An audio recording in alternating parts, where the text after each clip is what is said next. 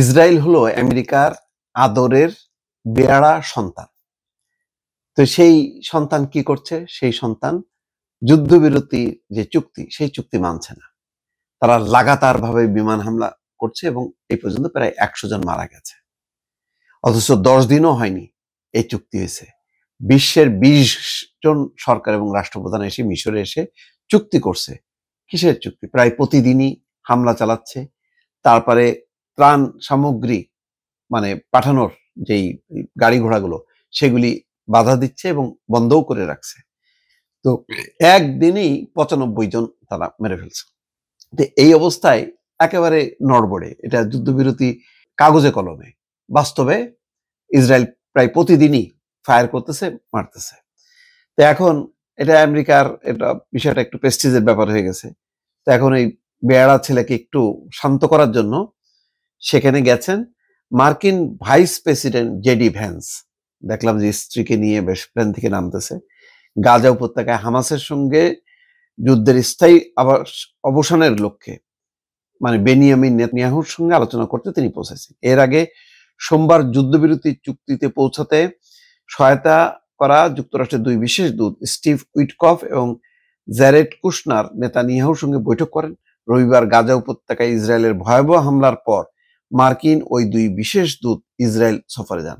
মানে এক রাতে ভয়ঙ্কর ভাবে হামলা করলো।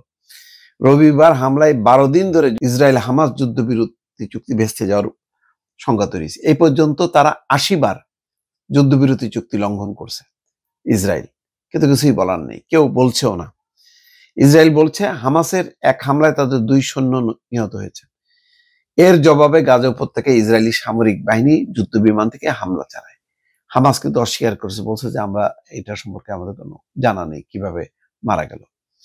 কিন্তু একটা ঘটনা ঘটলে তারা যে ভয়ঙ্কর পরিস্থিতি তৈরি করতেছে দেখেন।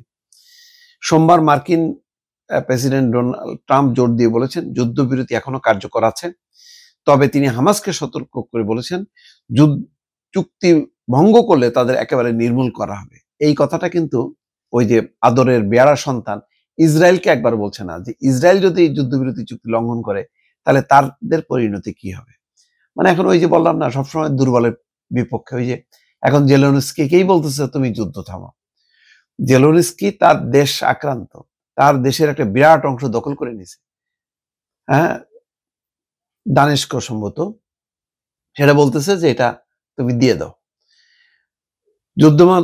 সংবাদ মাধ্যম প্রতিবেদনে বলা হচ্ছে যে যুদ্ধবিরতি চুক্তি কার্যকর অব্যাহত রাখা এবং ২০ দফা গাজা শান্তি পরিকল্পনার দ্বিতীয় গুরুত্বপূর্ণ ধাপ নিয়ে আলোচনা শুরু করার জন্য মার্কিন ভাইস প্রেসিডেন্ট বিশেষ দূতকে পাঠিয়েছেন ডোনাল্ড ট্রাম্প।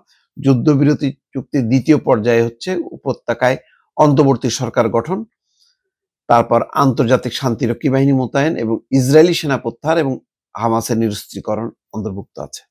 এখন প্রতিদিন যেভাবে হামলা চলতেছে তাতে সেগুলি টিকবে কিনা খোদাই জানে। কারণ কোনোভাবেই তো মানে ইসরায়েলকে নিয়ন্ত্রণ করা যাচ্ছে না। এই অবস্থায় কি হবে এই যুদ্ধবিরতি চুক্তির ভবিষ্যৎ খোদাই জানে দর্শক।